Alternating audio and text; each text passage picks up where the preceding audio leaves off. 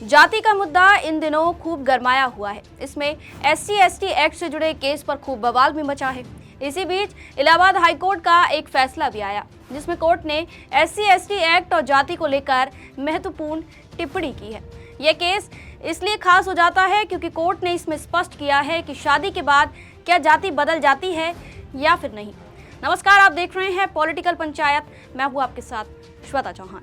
हाल ही में इलाहाबाद हाईकोर्ट ने एक मामले में टिप्पणी करते हुए कहा कि किसी व्यक्ति की जाति जन्म से निर्धारित होती है और धर्म बदलने पर भी उसमें कोई बदलाव नहीं होता। कोर्ट ने यह भी स्पष्ट किया कि किसी महिला की शादी अगर दूसरी जाति में हो जाए तब भी उसकी मूल जाति खत्म नहीं होती। यह टिप्पणी न्यायमूर्ति अनिल कुमार दशम ने दिनेश और अन्य की आपराधिक अपील खारिज करते हुए की।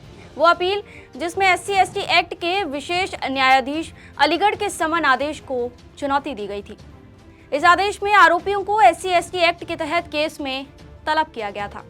शिकायतकर्ता महिला ने आरोप लगाया था कि आरोपियों ने उससे मारपीट की, अभद्र भाषा का इस्तेमाल किया और जाति सूचक शब्दों से अपमानित किया। इस घटना में शिकायतकर्ता सहित 3 लोग घायल भी हुए थे। इसी समन आदेश को चुनौती देते हुए आरोपियों ने हाईकोर्ट में दलील दी कि शिकायतकर्ता भले ही जन्म से SC/ST समुदाय से जुड़ी हो और मूल रूप से पश्चिम बंगाल की निवासी हो, लेकिन जाट समुदाय के व्यक्ति से शादी करने के बाद उसने अपनी मूल जाति का दर्जा खो दिया है। आरोपियों का तर्क था कि विवाह के बाद महिला अपने पति की जाति में शामिल हो जाती है, इसलिए SC/ST एक्ट के तहत की गई कार्रवाई गलत है। यह भी कहा गया कि यह शिकायत आरोपियों की तरफ से पहले दर्ज कराई गई FIR के बदले में दर्ज कराई गई थी। बाद राज्य सरकार की तरफ से इस तर्क का विरोध किया गया। सरकारी पक्ष ने कोर्ट को बताया कि शिकायत और FIR में बताई गई घटनाएं एक ही दिन और समान समय की है, इसलिए बदले की कार्रवाई इसे नहीं माना जा सकता। इसी के साथ कोर्ट ने शादी के बाद जाति बदल जाने को अस्वीकार करते हुए कहा कि कोई व्यक्ति धर्म परिवर्तन कर सकता है, लेकिन उसकी जाति वही रहती है जो जन्म से निर्धारित होती है।